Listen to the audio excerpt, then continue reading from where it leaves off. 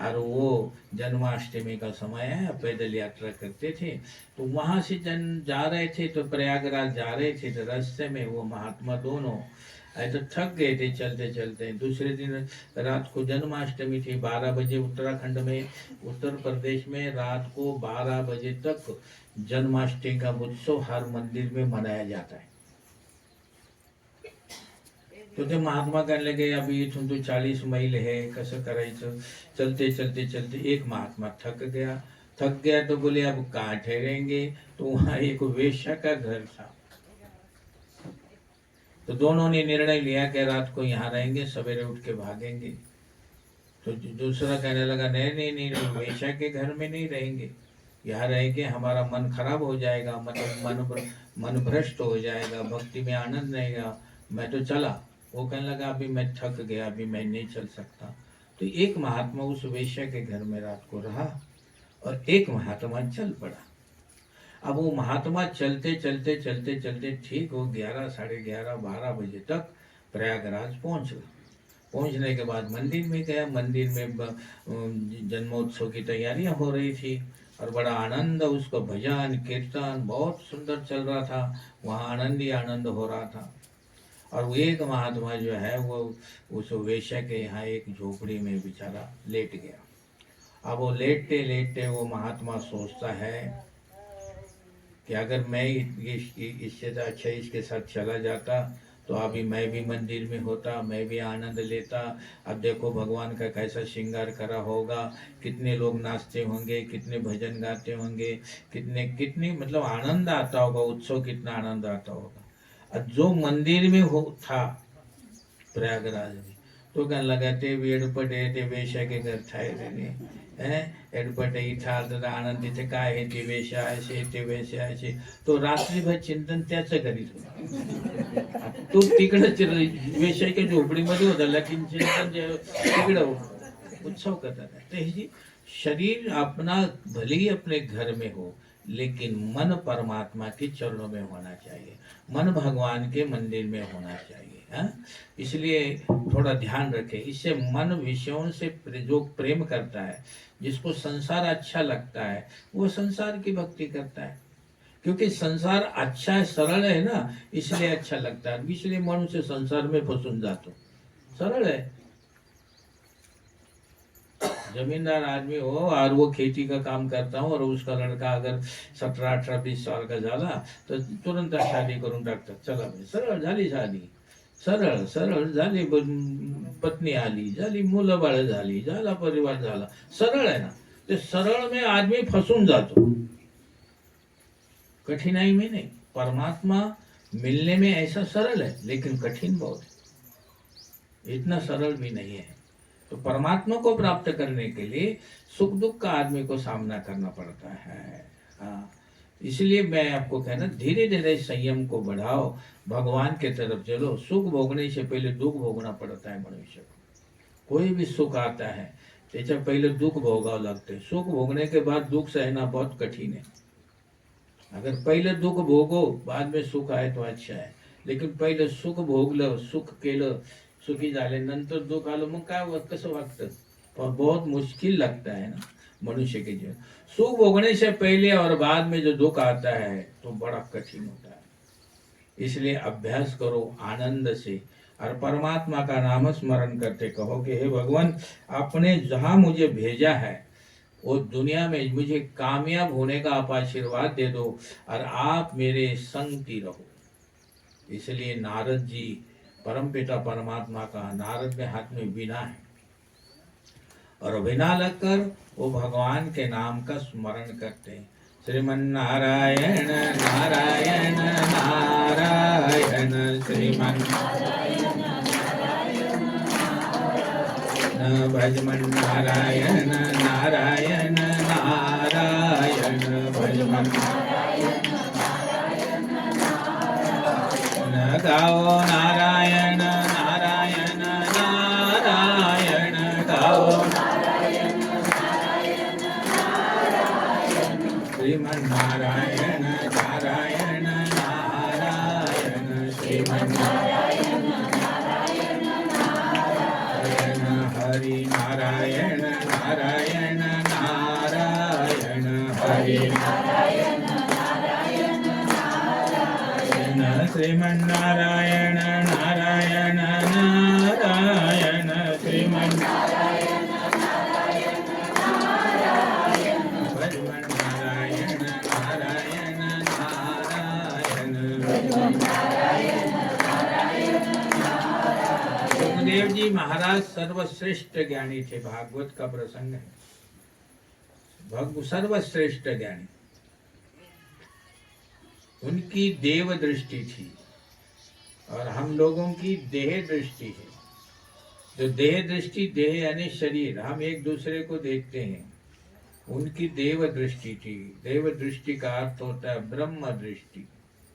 ब्रह्म दृष्टि थी उनकी। देह दृष्टि रखेंगे तब तक दुख है, और देव दृष्टि करेंगे तो फिर उनको दुख नहीं। सुखदेव जी महाराज के पास से अप्सराएं निकल जाती थी, लेकिन उन्होंने कभी नहीं देखा कि ये नारी है कि यह पुरुष है। वो निर्विकार थे। उनको किसी भी पर नग्न अवस्था में सुखदेव जी निकले।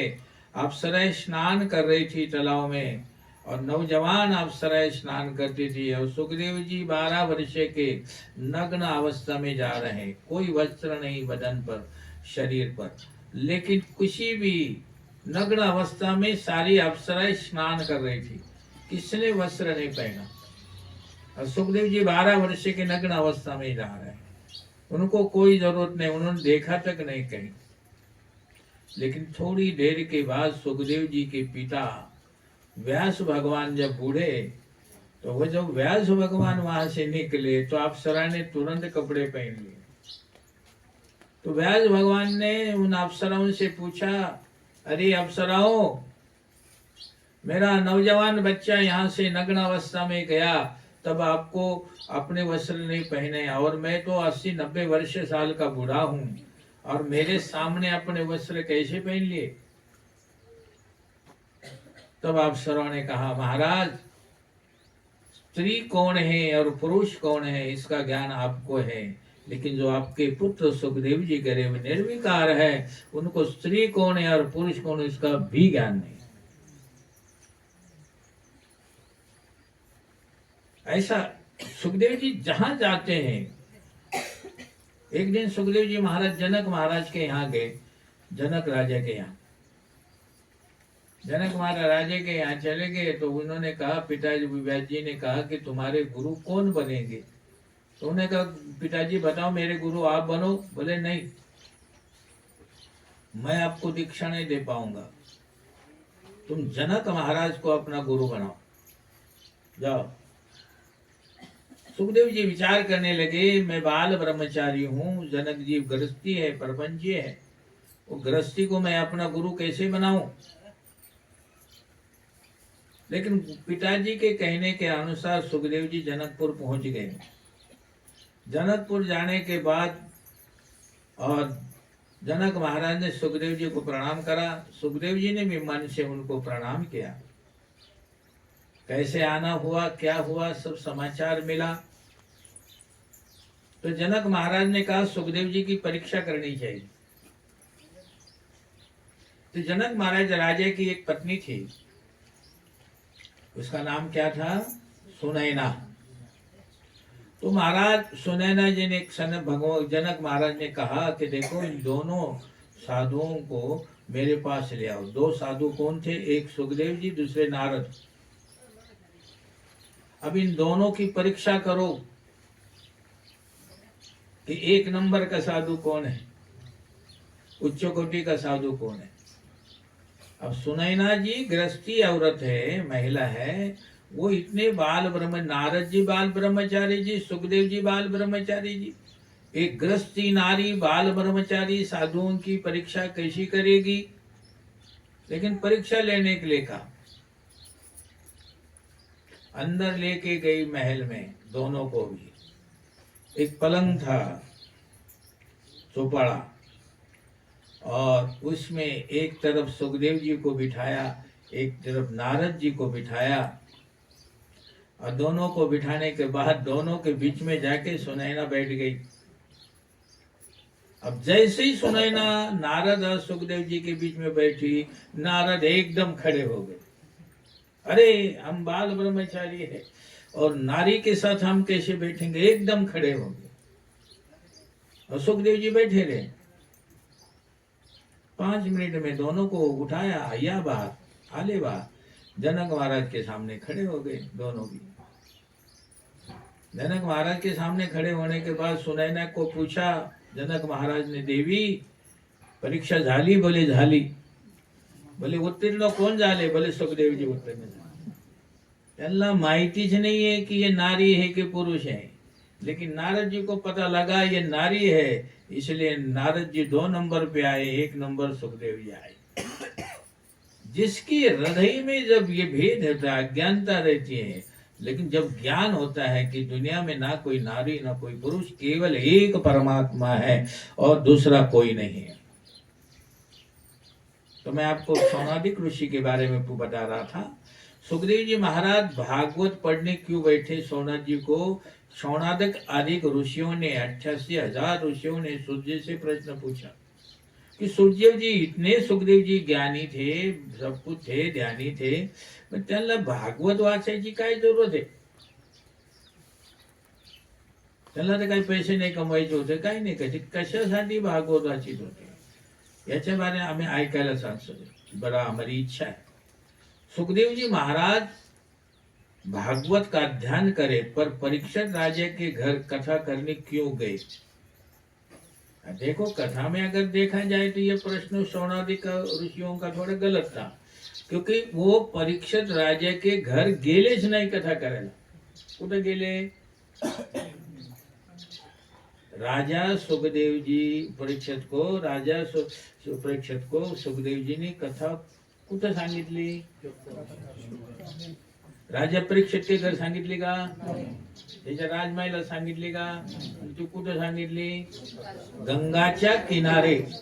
हाँ, गंगा किनारे। गंगा कोण है? भक्ती है। भक्तीचे किनारे साधू जाऊ शकतो। कोणाच्या राजमहल असे काय करायचे? लेकिन जहाँ भक्ती है तिथे साधू जाऊ शकतो। सुखदेव जी गंगा के किनारे आए, राजा परीक्षित के यहाँ नहीं गए, लेकिन उन्होंने प्रश्न करा कि ते क्यों गए, कशासाठी गेले, ते व्यास जी ने भागवत की रचना क्यों करी, ये सारा विस्तार से सुनने की आमची भावना है। अभी सौनादिक ऋषी कुठं राहत होते सांगा बरं? भागवत तुम्ही ऐकता? सौनादिक ऋषी का ठिकाणा कुठं? कुठं बरं? हाँ, रॉन्ग आंसर। हाँ, हे उत्तर चुकीचं आहे।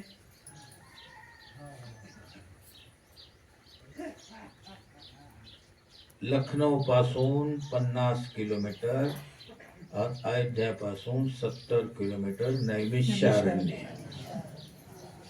बरं का? त्या नैमिषारण्य में 88,000 ऋषि राहत होते। तो नैमिषारण्य 88,000 ऋषियों को, उसमें सौनादिक आदि ऋषि रहते थे, तो त्यांना राहण्यासाठी ती जागा दिली। कोणी दिली? भागवत जेवढं आत खोलणं जाणार ना तेवढं सगळं मिळतं। ती जागा कोणी दिली? 88,000 ऋषींना। एक वेळ की घटना है, ब्रह्मा जी के पास सब ऋषि आए और ऋषियों को ब्रह्मा जी ने कहा, हे ऋषियों, तप करा, तप करो, तप करो, तप करो, तुम्हारे तप से ये सृष्टि सुखी होगी। महात्मा साधु संत जब तप करते हैं ये धरती सुखी रहती है। ध्यान से सुनना, तप करो। तब ऋषियों ने कहा कि पिताजी, हम तप कहाँ करें? हमको कोई शांत जगह, वातावरण जगह पाहिजे, तिथे आम्ही तप करू। वातावरण, शांत वातावरण सांगा। तब ब्रह्मा जी ने सांगितलं कि एक सुदर्शन चक्र जैसा एक चक्र दिया और कहने लगे ये चक्र आगे आगे चलेगा, चक्राच्या पाठी मागे तुम्ही चाला, आणि हे चक्र जिथं थांबेल तिथं तुम्ही तपश्चर्या करा. ते चक्र पुढं पुढं पाठीमाग सागळे 88,000 ऋषी चालू लागले. चालता चालता चालता चालता ते चक्र एका ठिकाणी थांबलं. ऋषीने निर्णय घेतला की हे अरण्य आमच्या तपश्चर्यासाठी चांगलं आहे. त्या अरण्याचं नाव काय? नैमिषारण्य. आज तुम्ही नैमिषारण्य तीर्थ गेलात. कोण कोण गेलात? वर उंगट हात करा. अरे वा, 2 गेले, 3 गेले, 4 गेले, 5 गेले, सगळेच गेले. इकडे गेले. तर तिथं तुम्ही आंघोळ कुठं केली सांगा बरं?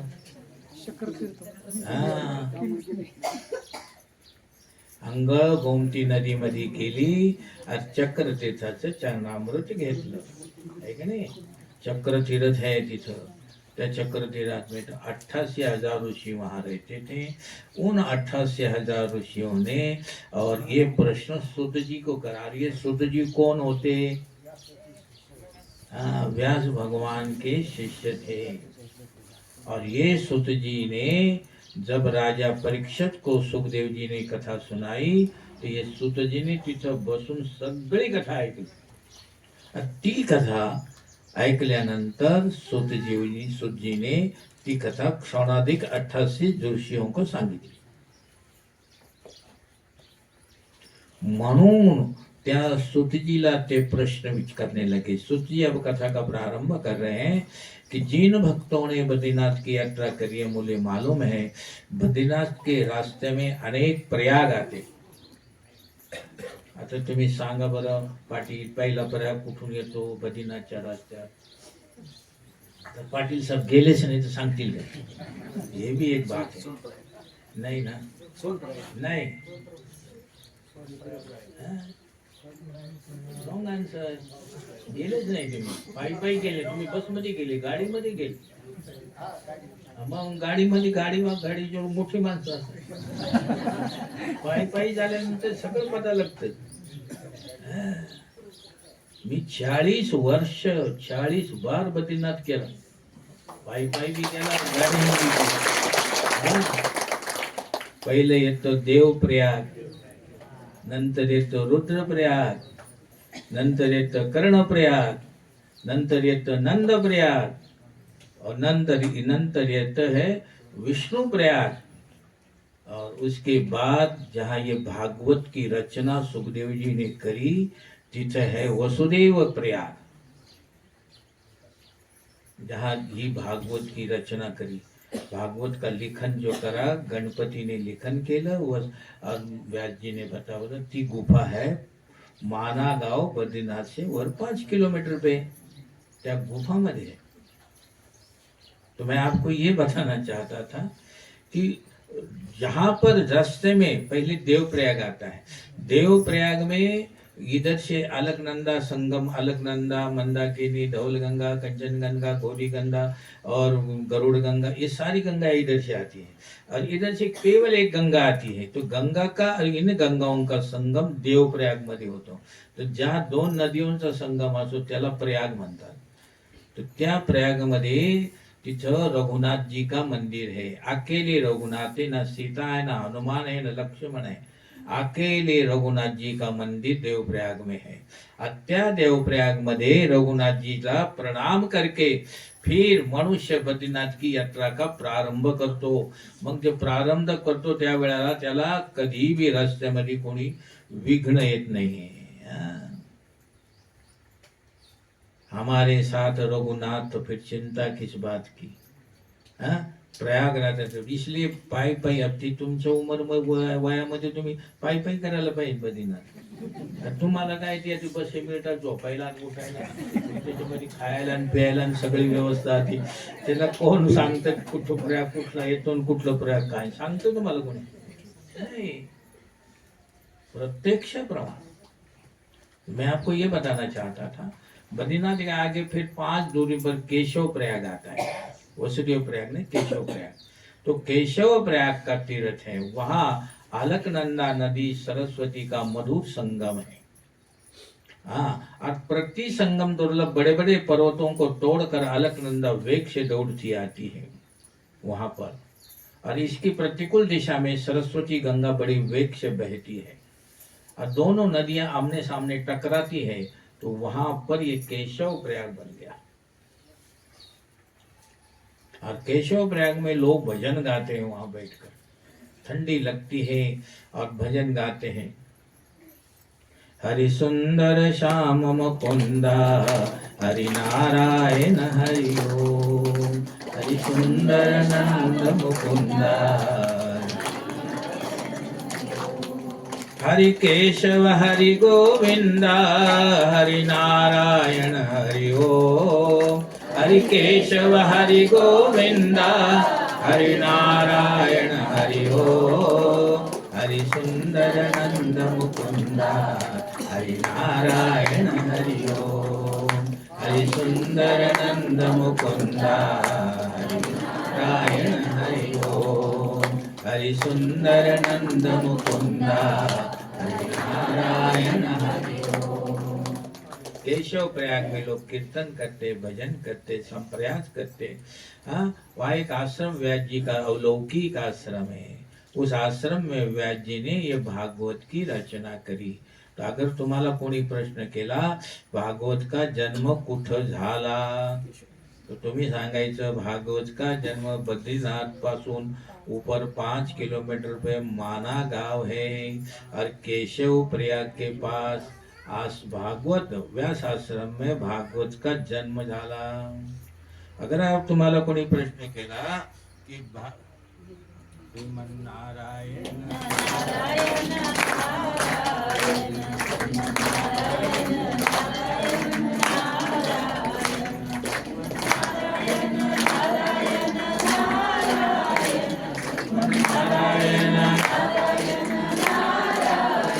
श्रीमन्नारायण नारायण नारायण श्रीमन्नारायण। भागवत की कथा का जन्म कुठे झाला?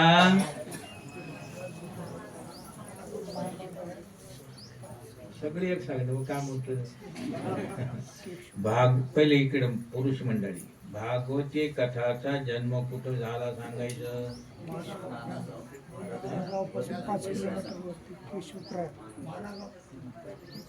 भागवत कथाचा जन्म, भागवत का जन्म माना गांव में झाला।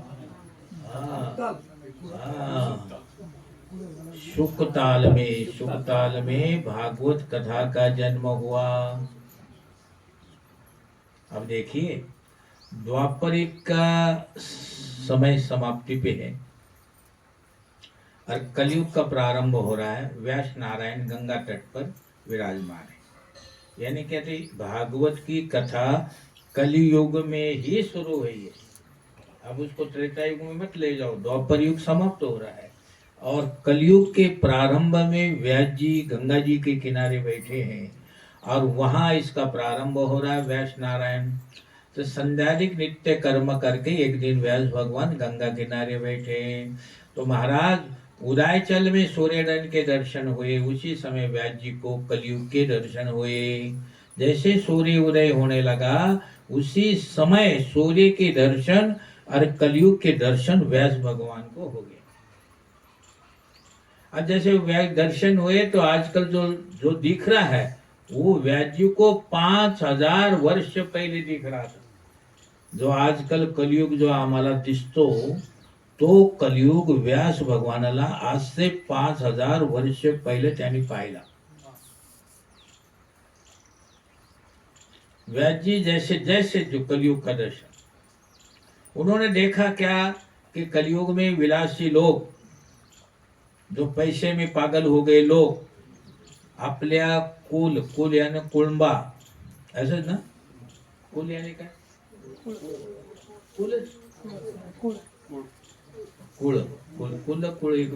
कुल गोत्र जाति का विचार वर्णन वो नहीं छोड़कर प्रेम से ब्याह करने लगे लोग। कौन जाति का कौन है, कौन जाति का, अपने जाति का विचार नहीं करते और ऐसे ब्याह होने लगे। वर्ण संस्कार जाति संस्कार सब लोग भूल गए। अधिक नहीं तो किसी न किसी शाखा का अध्ययन जो लोग कर सके थे वो भी कर छोड़ गए। सगळे खोटं बोलायला सुरू केलं। और जब ये सगळं कलयुगचं वर्णन सूर्य उदय के समय व्यास भगवान ने पाहिलं तो डोळ्यामध्ये पाणी आलं। अरे देवा देवा, असा कलयुग येणार। व्यास भगवान को बड़ा दुख हुआ। उन्होंने फिर पुराणों में समझाया। इसे पढ़ते समय अनेक बार लोगों को ऐसा लगता है कि मन की कथा और वैद्य जी की कथा बराबर है। वैद्य जी ने कही है, मेरे मन में कभी कभी बहुत दुख होता है कलयुग का वर्णन सुनने से। कभी कभी मेरा दुर्योधन जैसा भी मेरा मन हो जाता है। कई लोग ऐसा समझ रहे कि महाभारत में केवल कौरव और पांडवों की लड़ाई है। नहीं नहीं, व्यास नारायण की कथा वे किसी की कलयुग की कथा करने नहीं बैठे, वो तो भगवान की कथा करने बैठे। परंतु महाभारत क्या है? पंचम वेद है।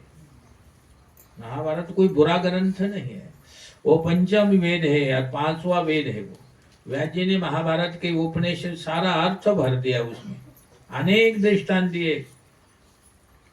ये कहने लगे, इदम शरीरम कौन्ते क्षत्रमित्यादि विद्यते,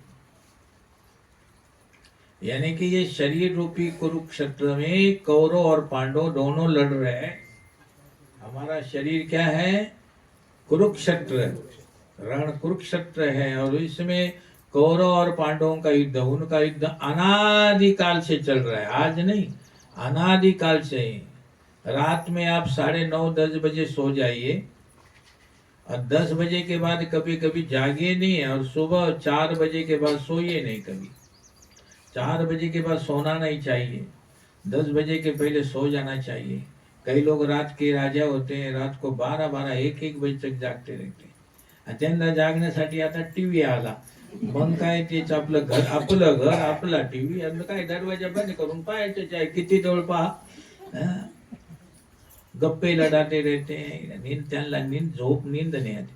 रात में जो लोग बहुत बातें करते हैं सुबह सोते रहते हैं। हमारे शास्त्रों में ऐसा लिखा है कि रात में 10:30 बजे के बाद राक्षस जागते हैं।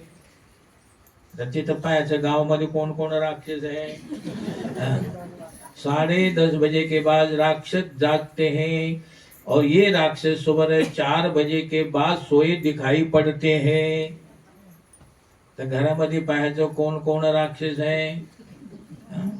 परंतु वहां तो सब ऋषि बैठे हैं गंगा किनारे, यहाँ कोई राक्षस नहीं है। भागवत कथा श्रवण में सब लोग महात्मा लोग आते हैं। आप लोग भले ही साड़ी पहन के आए, आप भले धोती पहन के आए, लेकिन सब आप लोग ऋषि हो।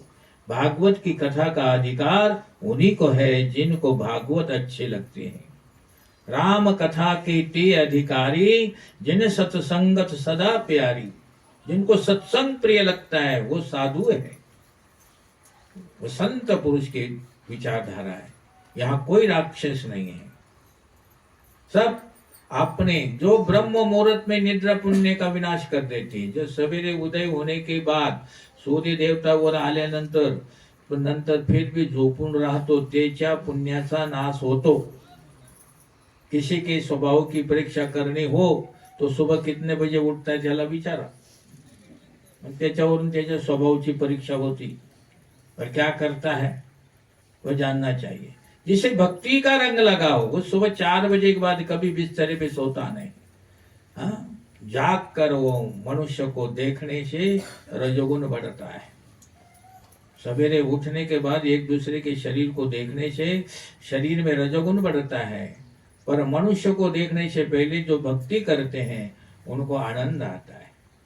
बिस्तरेचे उठल्यानंतर पहिले देव घरामध्ये ज्या दिशेला असेल त्याला वंदन करायचं। कृष्णाय वासुदेवाय हरये परमात्मने प्रणतक्लेशनाशाय गोविंदाय नमो नमः।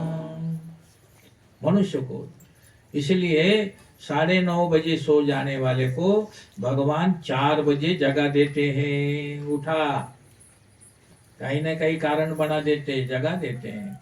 और फिर 4 बजे जब भगवान जगा देते उस समय धर्मराज आता है। जो मनुष्य जागता है त्याच्यापाशी धर्मराज येतो, त्याला त्या जीवाला म्हणतो तू ध्यान करो। आता सकाळी 4 वाजता उठून ध्यान करा. कोण सांगतं? धर्मराज येऊन सांगतो ध्यान करा. बहुत सो गए अभी, उठो. अब उठकर शांति से भगवान का नाम का जाप करने लगो. धर्मराज आकर ये जीव को जगाते हैं और बनाते हैं कि करो, सावधान हो जाओ. पर उसी समय दुर्योधन भी आकर आता है. धर्मराज आता है. 4 बजे उठणे जो मनुष्य उठतं त्याला जागण्यासाठी धर्मराज येतो. असं सांगतो की जग उठून ध्यान करा, झोपायचं नाही. लेकिन उसी समय दुर्योधन भी येतो. धर्मराज के पाठीमाग दुर्योधन भी येतो. तो काय म्हणतो बघा, ऐका तुम्ही. तो म्हणतो अभि पाण्याला नळामध्ये पाणीच नाही आलं. अजून 5 वाजले, अजून 5:30 तो वाजलेच नाही.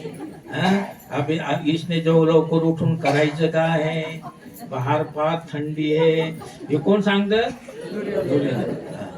का सांगतो काय करायचं बाहेर जाऊन? आता आराम करा. इसलिए हमारे भीतर कौरव और पांडव है.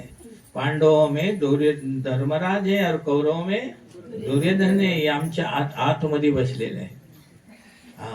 इसलिए शरीर में धर्म और अधर्म अनादिकाल से संघर्षित रहा है. ये शरीर ऐसा धर्म क्षेत्र था, वो अब रोग क्षेत्र बन गया. ये शरीर राम क्षेत्र है, किंतु अब वो काम क्षेत्र बन गया. महाभारत में व्यास जी ने सब कहा है. सब कुछ करने पर भी व्यास जी को शांति नहीं मिल रही है. देखिए, कल हमारा आम आदमी का शांति का प्रश्न था, लेकिन आज प्रश्न क्या रहा है कि जिसने 18 पुराण लिहिल्यानंतर भी त्याला शांती नहीं. व्यास जी को शांति नहीं है. अब करायचं काय करायचं? सब कुछ करने पर भी. तो महापुरुषों के मन में जब अशांत रहते हैं तब वो बाहर नहीं खोजते. जर काही दुःख आलं, मन अशांत झालं, तर आम्ही इकडे तिकडे जातो, पळतो. याला विचारा, त्याला विचारा. तर ते पळत नाही बाहेर, ते आतमध्ये जातात. आतमध्ये कोण आहे? कालच्या प्रसंगामध्ये सांगितलं, अंतर्यामी परमात्मा. जर तुम्हाला काही कष्ट आलं तर तुम्ही पहिले आपल्याला पाहायचं, माझी काय चूक झाली, मेरी क्या गलती होगी. अपनी गलती को आपले चुकलं सुधारने का प्रयत्न करायचा. देवाची प्रार्थना कर, देव माझी चूक झाली. आम्ही एकदम बाहेर तुझ्या त्याच्या कारण झालं, त्याच्या कारण झालं, त्याच्या कारण आम्ही बाहर ढूंढतो. संत अंदर ढूंढते. जब मन अशांत होता है तो वो अंदर ढूंढते हैं दुख का कारण. और दुर्जन बाहर ढूंढता है दुख का कारण. आपको दुख देने वाला इस जगत में कोई ना पैदा हुआ है, ना कोई पैदा हो सकता है. आपको दुख देने वाला आपका स्वभाव. तुम्ही जसा स्वभाव ठेवाल वैसं दुःख मिळणार. जसं कर्म कराल तसं दुःख मिळणार, सुख मिळणार. दुख का कारण क्या है? अज्ञान.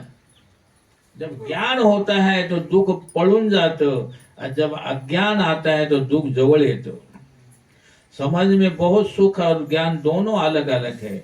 व्यास नारायण का मन अशांत हुआ, भीतर देखने लगे कि मेरा शत्रु कौन है, मुझे अशांत करने वाला कौन है.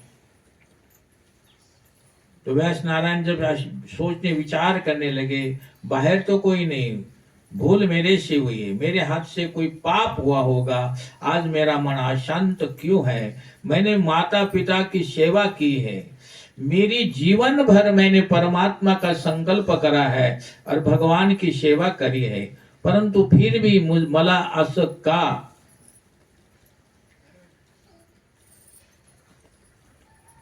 मेरे माता पिता ने मुझे आशीर्वाद दिया है. जिसे माता पिता के हृदय के आशीर्वाद मिलते हैं उसको ही शांति मिलती है.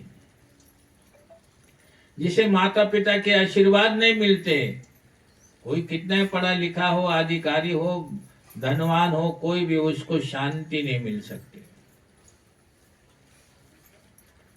जीवन में भी कोई पाप किया, मान लो हो जाता पाप, ऐसे मुझे स्मरण नहीं है, ऐसा भी मनुष्य सोचता है की मी जे केलं असेल पाप मला काय माहिती.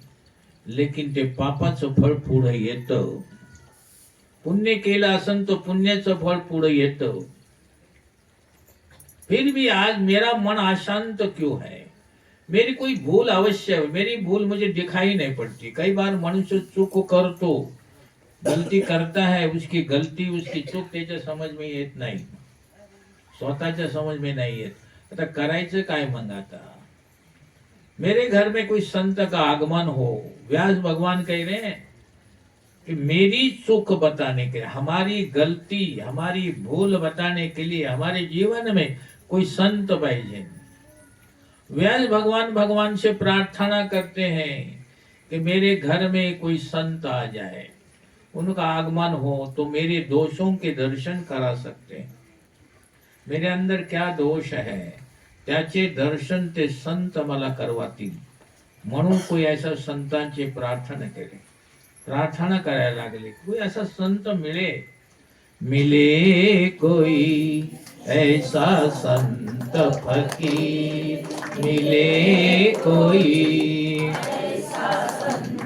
फकीर, पहुंचा दे बहुदरिया के तीर, पहुंचा दे बहुदरिया के तीर, मिले कोई ऐसा संत फकीर मिला। जो व्यास जी कहने लगे, व्यास नारायण की संत दर्शन की संत भावना हो गई, अंदर से इच्छा हो गई कोई संत दर्शन हो। संत उसी समय जब अंदर से संत के प्रति भावना करो तो उसी समय नारद जी को भगवान ने प्रेरणा दी कि जाओ नारद जी जाओ। नारद जी की आंखों में नारायण है, इसलिए हर वक्त नारायण नाम का जाप करते हैं। उनकी आंखों में नारायण, उनके हाथों में नारायण, उनके कानों में नारायण, हर जगह नारद जी नारायण से परिपूर्ण है। इसलिए नारद जी 24 अवतार में एक अवतार नारद जी का है। नारद जी आ गए वहां, मुख में नारायण नारायण नारायण नारायण, गंगा तट पर व्यास आश्रम में पहुंच गए नारद जी। आज दोनों महापुरुषों का मिलन हुआ। दोनों सोच रहे हैं कि कलयुग के लोगों का क्या होगा। विचार करा, हम लोग जो दोनों मिलते हैं तो एक दूसरे को पूछते तुझे दोनों महाराज भी आजकल मिळाले तरी ते विचारतात तुमची मुलं बाळ कशी आहे, तुमची मुलं बाळ या त्यांचे सन्मान त्यांची लग्न नहीं झालं, ते बैरागी है, संत है, सन्यासी, तो भी तुम्हारे आश्रम में कौन है, तुम्हारे आश्रम में क्या चल रहा है, ऐसा नहीं। लेकिन इन दोनों संतों ने आज दोनों व्यास और नारद दोनों को मिलन में इन्होंने कलयुग के लोगों की चिंता व्यक्त कर कि कलयुग के लोकांचं काय होणार, कलयुग महान कठीण है, ये सुखी कसे होणार त्याचा विचार करायला लागले। क्या होगा कलयुग के जीवों को कल्याण के लिए महापुरुष गंगा तट पर मिलते हैं। आज गंगा मैया को बहुत आनंद मिला। आज मेरे किनारे दोनों महापुरुष आके बैठे हैं और ये हरि चर्चा करेंगे, मेरे प्रभु की गुण गाएंगे। गंगा मैया को बड़ा आनंद हुआ आज, हाँ बहुत आनंद हुआ। आज गंगा मैया को जो आनंद है उसकी वर्णन कौन कर सकता है। इन दोनों महापुरुषों के सत्संग से एक गंगा प्रकट होने वाली है, उसका नाम है ज्ञान गंगा। ये ज्ञान गंगा है। इस ज्ञान गंगा में आप डुबकी लगा रहे हो, स्नान कर रहे हो। ये ज्ञान गंगा श्री मुख से निकलती है। लेकिन कई चतुर लोग होते हैं। मैंने ऐसी एक जगह सुना था, एक आदमी भागवत की कथा कर रहा था। तो भागवत की कथा करते करते जैसा ऐसा ही प्रसंग आया तो वो कहने लगा कि कथा करने वाले के मुख से गंगा निकलती है। हाँ, तो लोगों ने कहा अच्छा, कथाकाराच्या तोंडावरून गंगा निघते तोंडामधून। त्याला त्याच्यामध्ये काही अशी मुलं बसली होती, कॉलेजची मुलं होती, ते गेले घरी। दुसरे दिन महाराज जब कथा करायला यायला लागले त्यांची गाडी थांबवली। महाराज थांबा थांबा थांबा, घ्या प्रसाद घ्या प्रसाद घ्या। महाराजांनी शिसा खाली केला, प्रसाद घेतला। आता प्रसाद जब प्रसाद नाव घेतलं तर तोंडात जातोच तो, तर प्रसाद के तो तोंडामध्ये घातला। त्याचे तो प्रसाद ना तो गोड लागला ना आंबट लागला। ते महाराज विचार केला, अरे इकडे या तुम्ही, हा कुठला प्रसाद होता, ना तो गोड ना आंबट, कसा ये? अरे बोले महाराज क्या बताएं आपको, कल हम आपकी कथा सुनने के लिए बैठे थे और आपने कहा कि कथा करने वाले की मुख से गंगा निकलती है, तो हमें बड़ा आनंद हुआ। हमारे आजोबा, आता इथून हरिद्वार फार दूर आहे, त्या आजोबाची हस्तियां त्या झाडावर ठेवली होती, ती खाली उतरवली आणि कुटून कुटून त्याची पावडर केली आणि महाराज तुमच्या तोंडामध्ये दिली। आता ते आमच्या आजोबा तरले। कलियुग है ये, अर्थ कैसे काटतात पहा लोग। ज्ञान गंगा, जो दोनों महापुरुष निकलते हैं तो उनके मुख से ज्ञान गंगा बहती है, और जो ज्ञान गंगा में जो स्नान करता है उसका मन शांत हो जाता है। नारद जी को देखकर महर्षि को आनंद हुआ। व्यास नारायण खड़े हो गए, उन्होंने नारद जी का स्वागत किया, नारद जी को सुंदर आसन दिया। नारद जी व्यास भगवान की कुशल क्षम पूछ रहे हैं। व्यास जी, शरीर अच्छे तो है ना, आपके मन में शांति तो रहती है ना, संसार का कोई समाचार पूछते हैं। तो फिर वो कहते हैं, व्यास जी कहते हैं सब ठीक है, सब ठीक है। बोले नारद जी कहते नहीं, तुम्हारे चेहरे से ऐसा पता लगता है तुम अशांत हो, तुमच्या अशांतीचं कारण काय? तब व्यास भगवान कहते हैं अशांति का कारण ये है कि महाराज परावरे ब्रह्मणि धर्मव्रते और स्नानस्तमेनु मूलम विचक्षमे। मुझे कोई, मेरे से कोई भूल हुई है और मेरी भूल मुझे दिखाई नहीं देती, आप मुझे भूल बताइए। संत करायचे कितना सरळ असतं पहा तुम्ही। कोणी कोई आदमी चूक करतो तो कोणाच्या सगळ्यांच्या आगे लपून ठेवतो, लेकिन संत हृदय नवनीत समाना, मक्खन की तरह होता है, निर्मल होता है। कहते हैं महाराज, व्यास भगवान कहते हैं मेरी चूक झाली, माझी चूक तुम्ही मला सांगा, माझ्या डोक्यामध्ये माझी चूक नाही। नारद जी कहते हैं तुम्हारी कोई भूल नहीं हुई है, कुछ भी नहीं है। नारद जी ने मंद स्मित तोंडात हंसून कहा, महाराज तुम तो नारायण के अवतार हो, तुम ज्ञानी हो, ब्रह्म ज्ञानी हो, और ऐसा प्रश्न पूछ रहे हो। आपकी थोड़ी सी भूल बतलाता हूं। फिर भी नारद ने कहा, चूक झाली है तुमच्यापासून व्यास जी, की सांगतो मी काय? भले भले क्या है? भले भवतानुदीपद प्राय यशो भगवतो मूलम, परमात्मा में लीन होकर पागल होकर अपने विस्तार पूर्वक कृष्ण कथा नहीं केली। कृष्णाची कथा लिवली, महाभारत लिवला, सगळं लिवलं, पण त्याच्यामध्ये वेड होऊन नाही लिवलं। कृष्ण कथा नहीं, वर्णन नहीं केलं तुम्ही, क्योंकि संसार के वर्णन से मन खराब हो जाता है। त्याचं घर एवढं मोठं आहे, त्याचा बंगला एवढा मोठा आहे, त्याच्यापाशी इथे गाडी आहे, त्याच्यापाशी एवढा पैसा आहे, कोट्यात हिरो आहे, त्याला करत ते संसारचं वर्णन झालं। त्याचं वर्णन ऐकून मनुष्याचं मन खराब होतं। इससे परमात्मा के मंगलमय स्वरूप का वर्णन करे तो हृदय कोमल होता है, मन विशुद्ध बनेगा। पुराणों में अपने धर्म को समझाया है कि पूर्व मीमांसा में अब अपने कर्म रहस्य समझाया गया। कर्म का रहस्य क्या है, त्या मीमांसा मध्ये समझाया गया। योग सूत्र पर अपने भाष्य लिखा व्यास जी, समाधि के अंगों, समाधि का भेद सब समझाया, ब्रह्म सूत्रों की रचना करी, अपने ज्ञान पर बहुत चर्चा करी और अपने ज्ञान कर्म धर्म योग चारों ओर पूरा लिखा। परंतु ये सारे ज्ञान कर्म धर्म योग ये सारे भक्ति के बिना अधूरे हैं, पांगड़े हैं, बहरे हैं, मुके हैं। भगवान में प्रेम नहीं जागा तो ज्ञान किस काम का?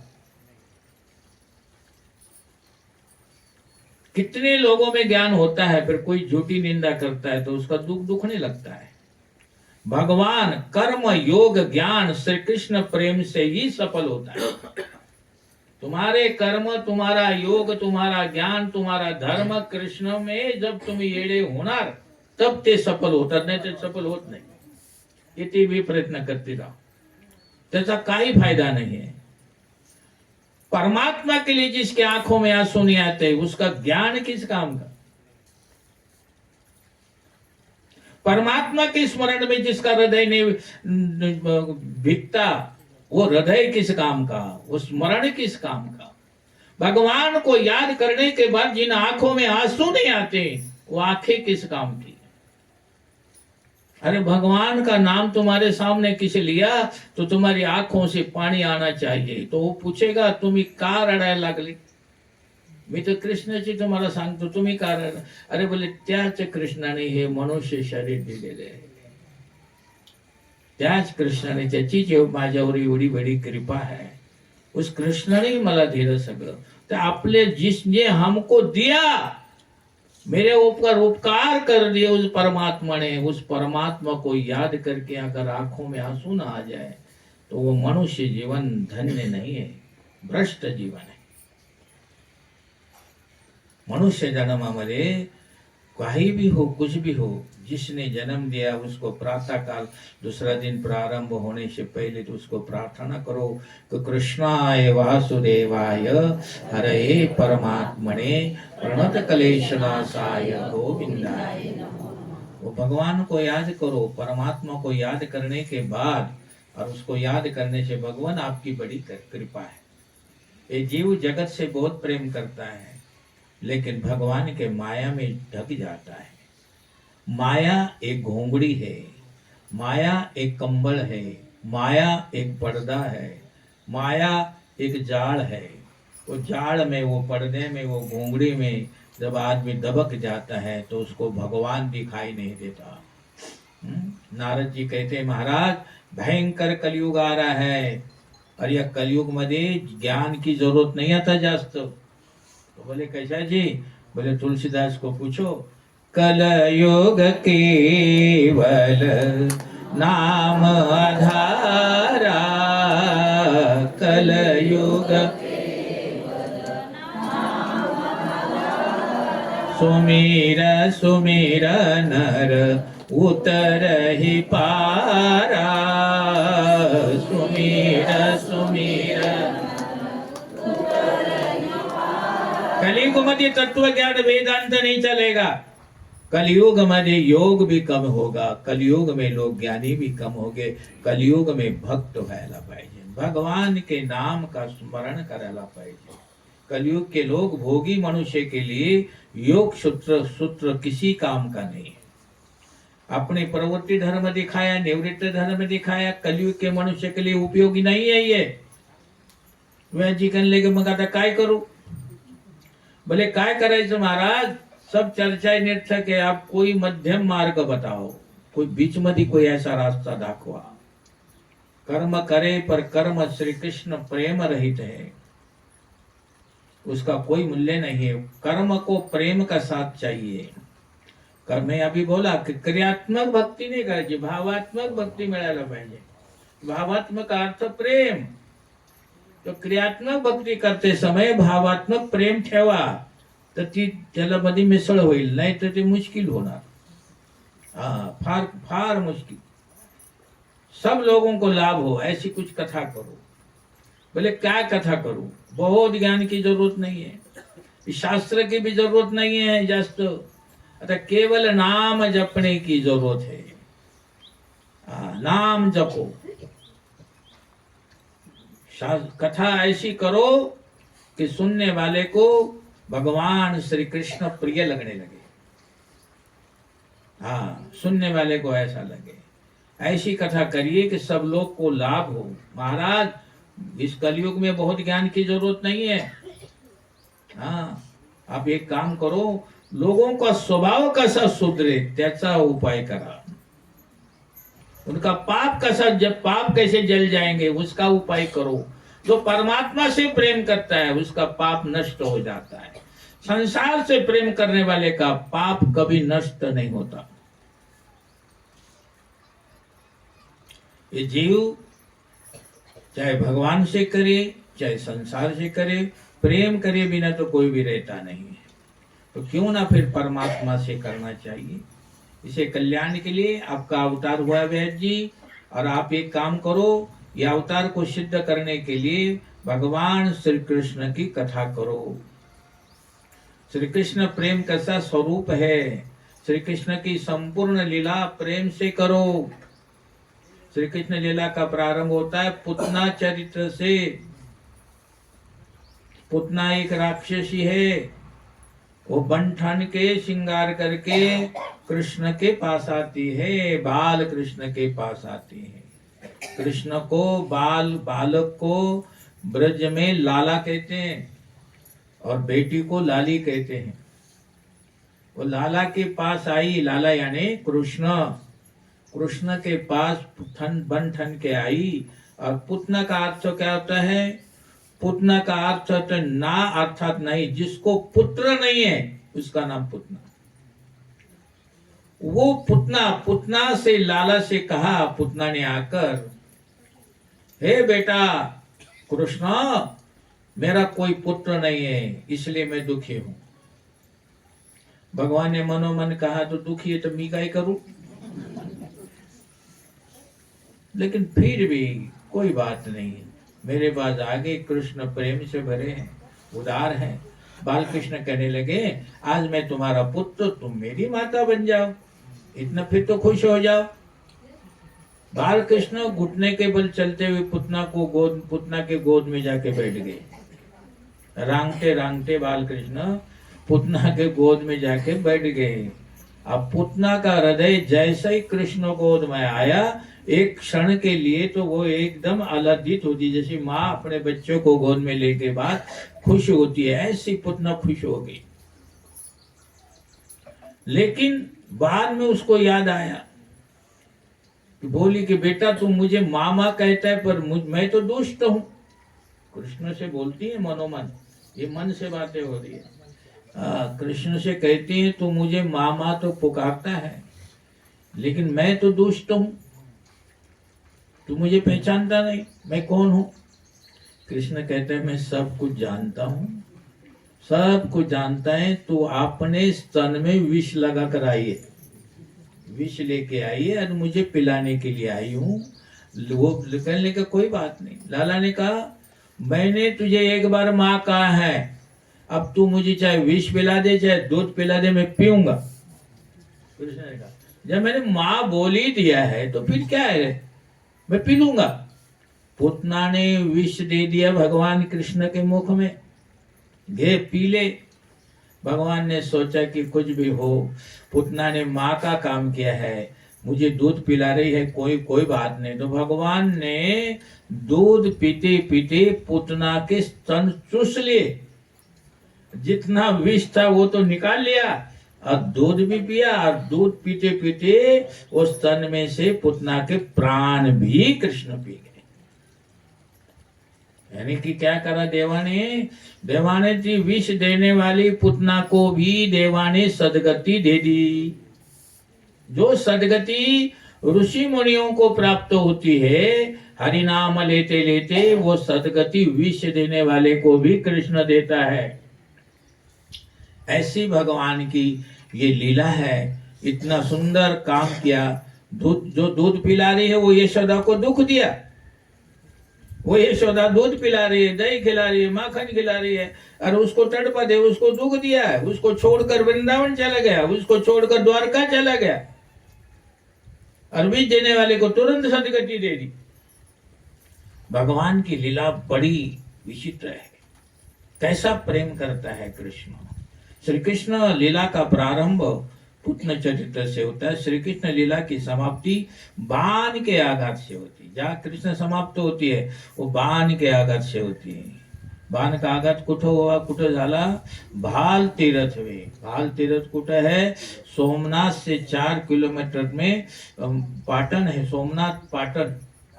वहाँ भगवान में अपनी जीवन अवतार समाप्त करने से पहले उनके पैर को एक भील ने बाण मारा था, उसको भाल तीरथ कहते। पुतना से चरित्र शुरू होता है और बाण लगते ही फिर चरित्र समाप्त होता है। वो सारी व्यवस्था बताई। जरा बाण मारता है, जरा का अर्थ होता है बुढ़ापा और जरा का अर्थ होता है शिकारी। श्रीधर स्वामी ने लिखा है कि जरा रूपी बाण श्री कृष्ण को लगा ही नहीं। जरा का मतलब बुढ़ापा, बुढ़ापा देवाला आलाच नहीं कृष्णाला। जरा अर्थात वृद्धावस्था आली ने, वृद्धावस्था भोगी को बाण मारती है। ध्यान से सुनो, जो संसार का भोगी है, काम भोगी है, विषय भोगी है, उसको बुढ़ापा बाण मार तो, दुख दे तो। हाँ, भोगी को वृद्धावस्था लगती है। श्री कृष्ण तो ब्रह्मचारी थे। आत्मा रामः अच्युता, इन विशेषों से सिद्ध होता है कि बाण श्री कृष्ण को लगा ही नहीं। श्री कृष्ण से काम का स्पर्श नहीं हुआ। सूर्य के पास अंधकार जा नहीं सकता, परमात्मा श्री कृष्ण के पास काम आ नहीं सकता। तब स्वयं भगवान श्री कृष्ण के पास कैसे काम आ सकता है? भोगी को जरा बाण लग सकता है, पर श्री कृष्ण को नहीं लग सकता। इसलिए तुम्हें मुक्ति मैं दूंगा, भगवान ने कहा। तो पारधी को भी अक्कल कम थी। पारधी यानी शिकारी। पारधी रोने लगा, देवा मी की काय केलं? भले जैसे तुला अक्कल कमी है, तू चिंता मत कर, तेरे को कुछ नहीं होने वाला। तू एक काम कर, तुझे भी, तू भोगी को जरा भी नहीं, जो भोगी है मैं मानता हूँ, तो किस लिए मुझे बाण मारा? वो पश्चाताप करता है, वंदन करता है, क्षमा मांगता है। भगवान कहते तेरा कल्याण होगा, जा, मैं तुझे मुक्ति दूंगा। बाण मारने वाले को भी मुक्ति देता है, विष देने वाले को भी मुक्ति देता है। ऐसे परमात्मा है। हाँ? अब उसने कहा आप मुझे मुक्ति देंगे पर मेरा उद्धार होगा? भगवान कहने लगे कहने लगा होगा। बोले मेरे बाल बच्चों का क्या होगा? तुम्ही पहा आता, देव त्याला म्हणतो तुला मोक्ष देतो, मग त्याला मुलं बाळ काय आठवण आली त्याला? वो कहते माझ्या मुला बाळांचं काय होणार? ते भूखे बसले असतील घर, मग उनके लिए तो शिकार करने के लिए आया था। भगवान ने कहा बर असं है का? बोले हाँ। देख आज सुनने, कलयुग में लोग मुझे भेंट देते हैं। भेंट का मतलब चढ़ावा, चढ़ावा का मतलब देवावर वा ठेवतात ना कोई, काही फळ वगैरे काही वगैरे भेंट पैसे जो कुछ ऐसे, ते मैं तुम्हारे बाल बच्चों को दे दूंगा। भगवान ने कहा जिंदगी भर तुम्हारे बाल बच्चे, तुम्हारी संतान का पोषण करूंगा। तो जरा ने बाण मारा था, फिर भी भगवान ने उसका कल्याण किया। तो वो जन्म मरण के दुख से मुक्त हुआ, तो भगवान ने उसकी संतानों का भी कल्याण कर दिया। वो जन्म मरण से दुख से होने के बाद उनका लालन पालन परमात्मा ने किया। और आप पूछेंगे, आप जगन्नाथ जी कभी गए होंगे जगन्नाथपुरी? तो जगन्नाथ जी में ऐसा एक नियम है त्या मंदिरामध्ये, काय कि 12 महीने में 1 महीना भिलों की दिया जाता है। भिल लोगों 12 महीने में 11 महीने पुजारी पूजा करते, पुजारी पैसे घेतात, अन्न घेतात, दान घेते, कपडे घेतात, त्या मंदिरातून सगळे घेतात। लेकिन 1 महिना त्या भिलांसाठी असतो। 1 महीने ते भिल वहां का चढावा घेतात। काय ते चढल तिथे काय भी लोक ठेवतील ते सगळं त्यांचं, त्या भिलांचं। तो भील कौन था? ते भील कौन है? यांचे वंशज थे। ज्याने भगवान श्री कृष्णाला बाण मारला त्याचे वंशज ते भील। और आज भी देवाला एवढे वर्ष झाले तो भी देव त्या भिलांचं पोट भरतो, त्यांचं कल्याण करतो। आज भी मेरा ये कथा सुनाने का आपको तात्पर्य ये था, आप जो भी करोगे परमात्मा के लिए, परमात्मा जन्मा जन्मांतर के लिए तुम्हारे संतानों को भी कल्याण कर देता है। इसलिए भगवान पर विश्वास रखे और परमपिता परमात्मा के चरणों में प्रीत करे, प्रेम करे। श्रीमन नारायण नारायण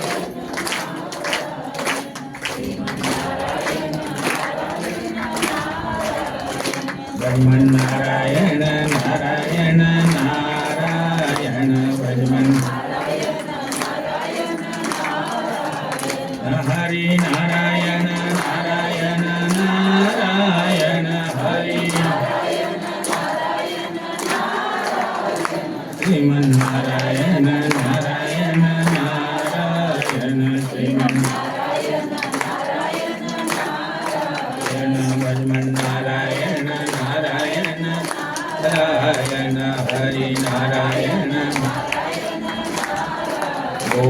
बोलिये कृष्ण भगवान. आता तुम्ही सरपंच बनून बी पाहिलं, पाटील बनून बी पाहिलं, और नेता बनून बी पाहिलं, मुख्यमंत्री, राष्ट्रपती सगळं बनून पाहिलं, महाराज बी बनून पाहिलं. हा, आता काय मैं एक भजन गाऊंगा. दुनिया का बन कर देख लिया, दुनिया का बन कर देख लिया, भगवान का बन कर देख जरा, भगवान का बन कर देख जरा, दुनिया का बन कर देख लिया,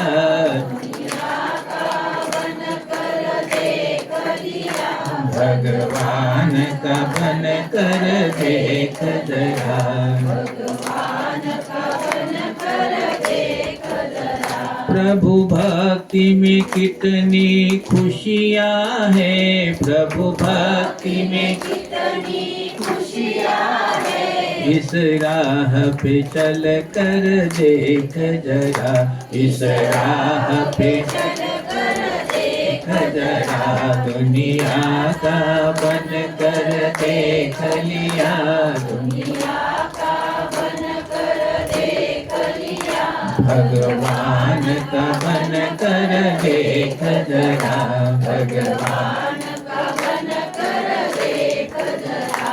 दुनिया के प्यार में फंस कर के, दुनिया के प्यार में फंस कर के, कई जन्म यूं ही बर्बाद किए, कई जन्म यूं ही बर्बाद किए. अब शरण में सतगुरु की आकर, अब शरण में सतगुरु की आकर, एक बार तू बंदे देख जरा, एक बार तू बंदे देख जरा, दुनिया का बन कर देख लिया, दुनिया का बन कर देख लिया, भगवान का बन कर देख जरा, भगवान का बन कर देख जरा. प्रभु प्रेम में कितनी मस्ती है,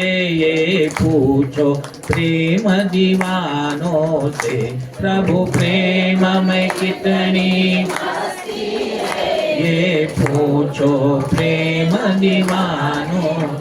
श्रद्धा और प्रेम का प्याला भी, श्रद्धा और प्रेम का प्याला भी, एक बार तो पी कर देख जरा, एक बार तो पी कर देख जरा, दुनिया का बन कर देख लिया, दुनिया का बन कर देख लिया, भगवान का बन कर देख जरा, भगवान का बन कर देख जरा. भक्ति की राह जो चलते हैं, भक्ति की राह जो चलते हैं, वो जग में अमर हो जाते हैं, वो जग में अमर हो जाते हैं. प्यार सच्चा एक सतगुरु का है, प्यार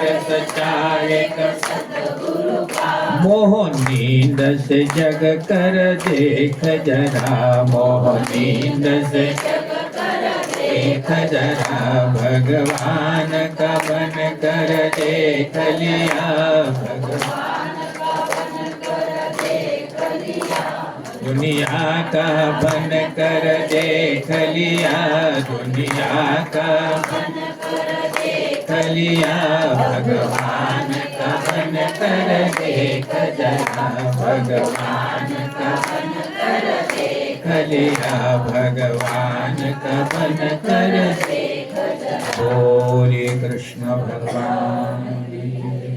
श्रीमन्नारायण नारायण नारायण, श्रीमन्नारायण श्रीमन्नारायण नारायण नारायण, भजमन्नारायण श्रीमन्नारायण नारायण नारायण, भजमन्नारायण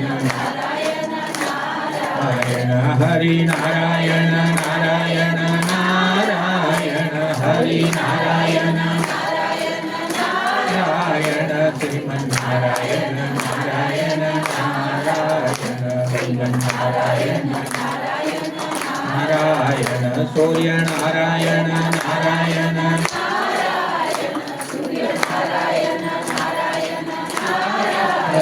हरि नारायण नारायण नारायण हरि बोली कृष्ण भगवान की जय। कार्यक्रम संपला। मंत्रहीनम क्रियाहीनम भक्तिहीनम जनार्दन यत्पूजितं मया देव परिपूर्ण परमेश्वरः। बोलिए कृष्ण भगवान की